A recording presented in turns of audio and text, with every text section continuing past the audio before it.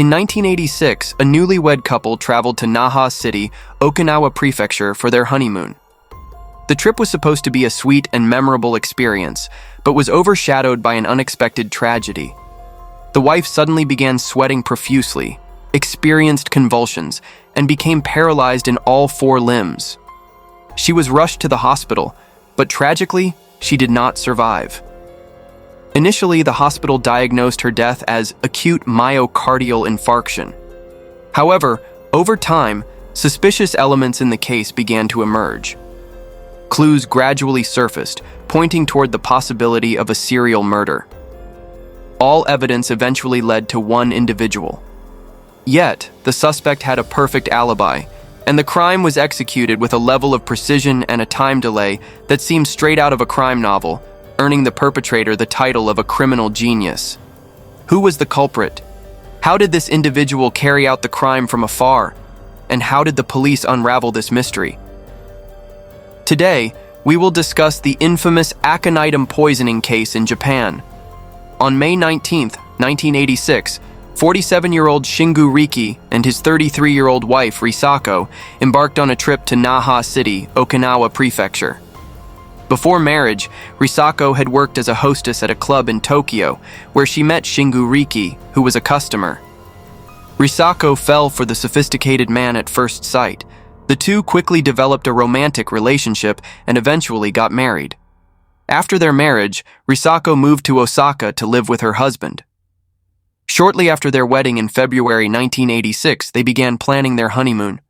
Shingu suggested that, since he was new to Osaka and had no friends yet, they should invite Risako's close friends along as a wedding gift, so she could have an even more enjoyable time. Risako was overjoyed by this thoughtful gesture and invited 3 female friends from her hostess days. The group of 5 planned a trip to Ishigaki Island, Okinawa. At 11:40 a.m. on May 20th, Risako's 3 friends met the couple at Naha Airport. Just as the group was about to board their flight, Shingu suddenly announced, "I have urgent work to take care of and must return to Osaka." Although Risako felt disappointed by this unexpected turn of events, she decided to stick to the original plan and flew to Ishigaki Island with her friends, as she rarely had the chance to travel with them. At approximately 1:30 p.m., the group arrived at their hotel. Shortly after checking in, Risako began feeling unwell. She started sweating heavily, feeling nauseous, vomiting, trembling, having difficulty breathing, and experiencing paralysis in her limbs. Sensing something was seriously wrong, her friends immediately called an ambulance to take her to Yaeyama Hospital, the nearest facility. Unfortunately, Risako's condition deteriorated rapidly. By the time she was placed in the ambulance, her heart and lungs had stopped functioning. Despite the hospital's best efforts, they could not restart her heart, and she was pronounced dead at 3:04 p.m. that day. Initially, Yaeyama Hospital diagnosed the cause of death as acute myocardial infarction. However, given Risako's symptoms before and after arriving at the hospital, the attending physician noticed irregularities and suspected that her death might not have been due to natural causes. Believing there was a possibility of foul play, the hospital notified the Okinawa police for further investigation. On the other hand, Risako's friends immediately contacted Shingu, who was still at Naha Airport. Shortly after, Shingu rushed to Ishigaki Island. The Okinawa police informed him that further investigation was required to determine the exact cause of Risako's death. As her next of kin, his consent was needed to conduct an autopsy. Upon hearing this, Shingu appeared conflicted and hesitated for a while before reluctantly agreeing to the investigation. The autopsy was conducted promptly, but revealed no abnormalities. The autopsy report recorded Risako's cause of death as acute myocardial infarction. The person in charge of the autopsy was Associate Professor Ono Yakushu from the Faculty of Medicine at the University of the Ryukyus. Coincidentally, both he and the attending physician at Yaeyama Hospital felt that there was something unusual about Risako's death. Professor Ono noted a small area of bruising near the heart, but all other organs appeared normal. As far as anyone knew, Risako had no history of cardiovascular disease. Before being admitted to the hospital, her health indicators showed she was completely healthy, with no signs suggesting a sudden decline or sudden death. A rare case like this left Professor Ono deeply suspicious. Although the situation had not yet escalated into a criminal investigation, Professor Ono, acting with caution, decided to extract 1 ounce of blood from Risako's heart and preserve it at the Forensic Research Center of the University of the Ryukyus. This decision would later become a critical factor in solving the case. It is often said that women's intuition and sixth sense are rarely wrong. The 3 friends who had accompanied Risako felt strongly that something was off about her sudden death. In the hours between meeting at the airport and arriving at the hotel, Risako had shown no signs of discomfort, cheerfully chatting and laughing with her friends. She had no known health issues, so how could a healthy person suddenly pass away? The 3 friends were convinced that Risako's death was somehow connected to her newlywed husband, Shingu Riki. In fact, Risako's friends had already harbored suspicions about Shingu's background. The first reason was that after meeting Risako, Shingu frequently gifted her expensive presents and proposed to her after only 6 days. Such behavior seemed rushed and unusual. Moreover, it struck them as odd that a newlywed couple on their honeymoon would invite the wife's friends to join them. The second reason was Shingu's claims about his identity. He said he was the director of a consulting firm and held a certified public accountant license. A person of such high socioeconomic standing would typically have a broad network, yet at Risako's funeral, Shingu was the only representative from his side of the family. Additionally, a few wreaths were sent from companies claiming to be associates, but they appeared suspicious. This further raised doubts about Shingu's true identity. Another critical factor was that Risako's 3 friends recalled seeing Shingu give her an unidentified capsule at Naha Airport. Shingu claimed it was a dietary supplement that would benefit her health. This only reinforced their suspicion that Shingu had deliberately poisoned Risako. Amid the chaos of that day, the friends only remembered this crucial detail after returning to Tokyo. They contacted the Tokyo Metropolitan Police Department, reporting their suspicions and urging the police to re-examine the case as a potential homicide. However, due to a lack of concrete evidence, the Tokyo police dismissed their claims and did not investigate Shingu further. Fortunately, the 3 friends did not give up. Determined to seek justice for their close friend Risako, they explored alternative avenues. They leveraged their connections to investigate Shingu's background and uncovered more troubling details. Shingu's claims about his profession were fabricated. A search of the Certified Public Accountant Registry revealed no record of Shingu Riki. His alleged position as a consulting firm director was also a lie. In reality, he was unemployed, had no income, and was deeply in debt. Additionally, the wreaths at Risako's funeral, supposedly sent by companies connected to Shingu, were traced back to non-existent organizations. After marrying Risako, Shingu promptly took out life insurance policies from 4 different companies, totaling 185 million yen, with himself as the sole beneficiary. The monthly premiums for these life insurance policies amounted to 180,000 yen. Given that Shingu had no income and only paid the premiums once, this raised significant questions about his motive for purchasing such policies. Following Risako's death, Shingu quickly filed claims for compensation with the 4 insurance companies. The substantial payout he sought and the apparent discrepancy between his financial means and the policy premiums aroused suspicion. The insurance companies denied the claims, citing that Shingu had intentionally withheld details of his wife's medical history. In response, Shingu filed a civil lawsuit against the insurers in November 1986 and won the initial trial. These suspicious circumstances led many to believe that Shingu may have planned Risako's murder to profit from her insurance policies. Recognizing the potential fraud, the insurance companies collaborated with Risako's friends, providing leads to the media and law enforcement agencies. Thanks to their collective efforts, the case caught the attention of 2 major Japanese publications, Focus and Nikkei Sports. As media coverage intensified, the case of Shingu and Risako became a public sensation. Under mounting public pressure, the police began investigating the matter more thoroughly. Through further investigation, more shocking revelations came to light. It turned out that before marrying Risako, Shingu had been married twice. Coincidentally, both of his previous wives, like Risako, were in their 30s and had died from heart-related conditions, one from a myocardial infarction and the other from heart failure. Shingu's first wife was a nurse. The couple married in February 1965 and lived together for 16 years. However, in July 1981, the 38-year-old wife suddenly died mysteriously at home. The cause of death was reported as a myocardial infarction.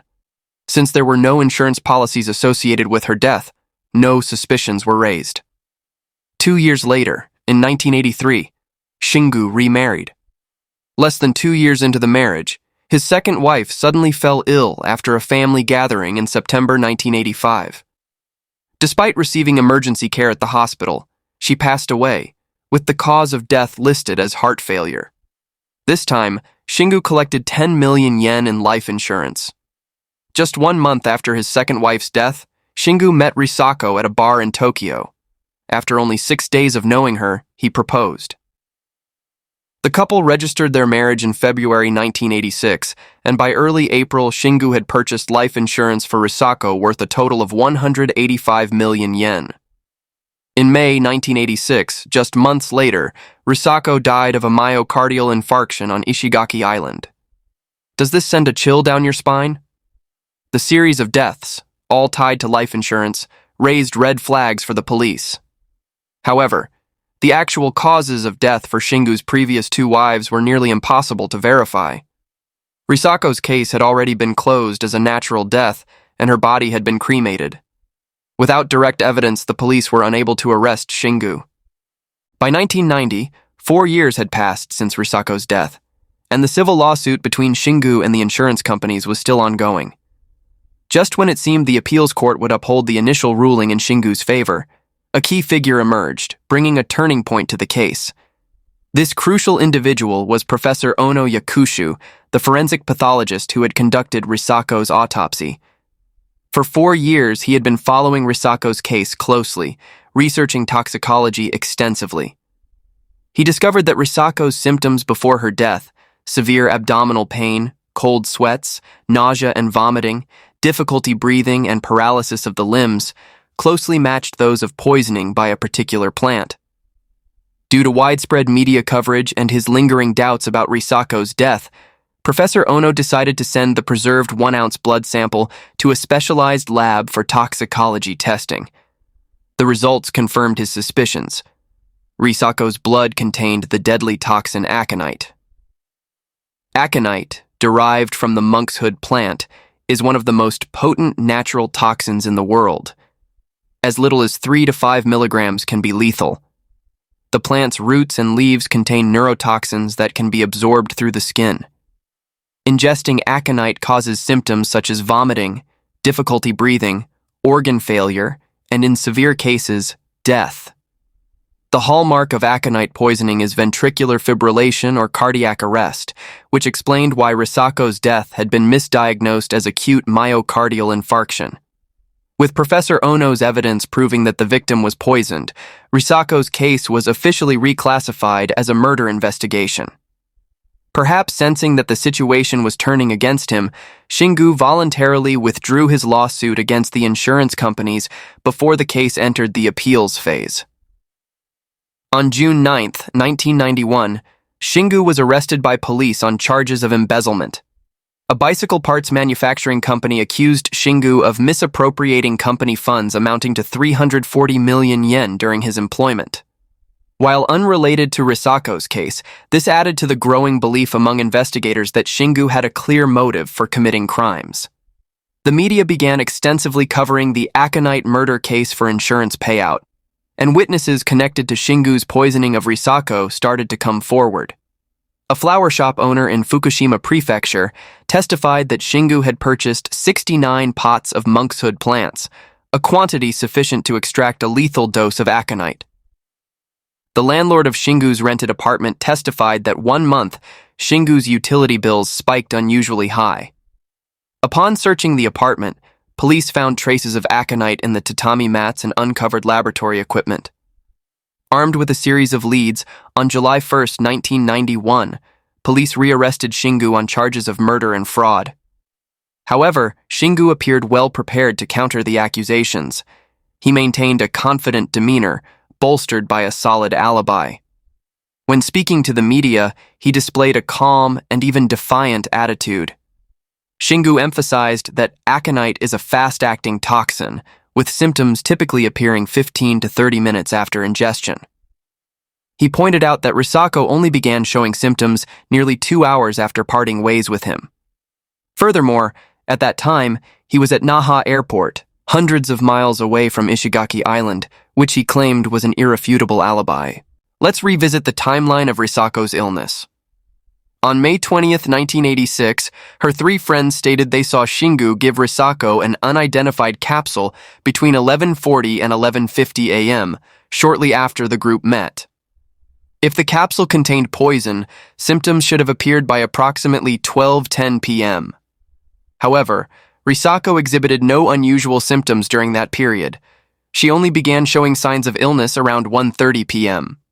Working backward by 30 minutes, this means the toxin might have started acting around 1 p.m., just after Risako and her friends had disembarked the plane, while Shingu remained alone at Naha Airport. Although prosecutors presented numerous circumstantial pieces of evidence, they lacked direct proof, particularly regarding how Shingu might have delayed the onset of the toxin's effects. Despite his arrest, formal charges could not be filed. In one interview, Shingu said, "I've consulted experts myself.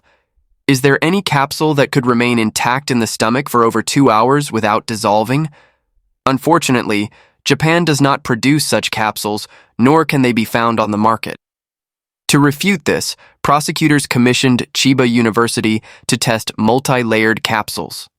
The results showed that even with multiple layers, dissolution could only be delayed by 5 to 10 minutes. This appeared to support Shingu's claims. Just as the investigation seemed to hit a dead end, a new lead emerged in October 1991.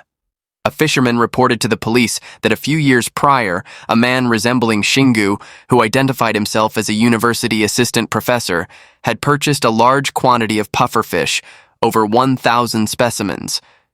To investigate the connection between aconite and pufferfish, the police once again consulted Professor Ono. This time, Professor Ono employed the latest analytical techniques available at the time to test Risako's blood sample. As suspected, both aconite and pufferfish toxin were detected in her blood. However, what puzzled him was that regardless of the toxin, the onset time should not exceed 30 minutes. This still didn't explain why Risako only exhibited symptoms 1 hour and 40 minutes after ingesting the capsule. Determined to uncover the truth, Professor Ono delved into extensive medical literature. His relentless research finally led him to an answer in an English academic journal. It revealed the existence of an ancient medical practice known as using one poison to counteract another. Professor Ono discovered that aconitine, the toxin found in aconite, and pufferfish toxin could interact and neutralize each other temporarily. Aconitine opens sodium channels in the human body, while pufferfish toxin closes them. When ingested together, the pufferfish toxin temporarily suppresses the effects of aconitine. However, since pufferfish toxin breaks down faster than aconitine, once the pufferfish toxin is fully metabolized, the remaining aconitine becomes lethal.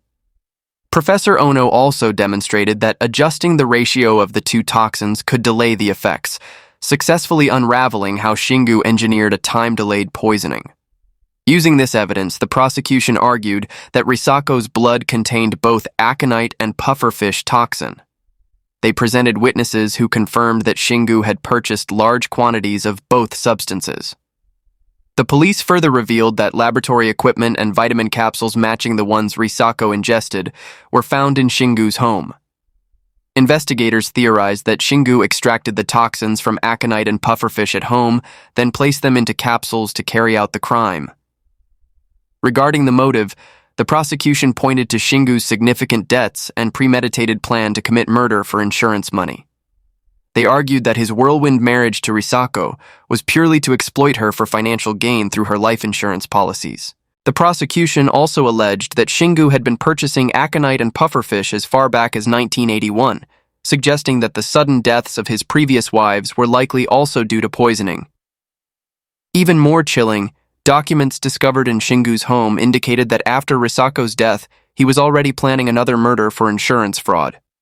Due to the severity of the case, in 1994, the Tokyo District Court sentenced Shingu to life imprisonment, despite his continued denial of the charges. Shingu expressed deep dissatisfaction with the verdict and repeatedly appealed. In 1998, during the appellate trial, the Tokyo High Court upheld the original sentence. Shingu then appealed to the Supreme Court. However, on February 21, 2000, the Supreme Court rejected his appeal, officially confirming his life sentence. For aconite and pufferfish toxins to achieve mutual antagonistic effects, even experts at research centers would struggle to create the precise balance. Yet, Shingu succeeded in crafting this complex ratio. Professor Ono, who unraveled the case, once recalled, "When explaining the cause of death to family members, they typically listen quietly. But Shingu's reaction was different. When I explained the cause of death to him, he displayed a profound understanding of the technical details. Keep in mind, he only had a high school education. With such high intelligence, why did he resort to murder for insurance money? Perhaps some insight can be gained from his family background." Shingu was born in 1939 in Sendai City, Miyagi Prefecture, Japan. He had an older brother, 5 years his senior. His father was a professor in the Faculty of Engineering at Tohoku University, and his mother was also well educated. The family was relatively wealthy. However, this prosperity did not last long. Shingu's father became involved in a political reformist movement. When Shingu was in 3rd grade, his father was arrested for political activities, plunging the family into poverty. By the time Shingu was in 5th grade, his father had been released, but his mother had begun an affair and abandoned the family. When she returned after being betrayed by her lover, she was filled with despair. One day she consumed a large quantity of sleeping pills. This tragic event unfolded before young Shingu's eyes. He witnessed his mother's agonizing struggle until her death, leaving him with a profound sense of helplessness and grief.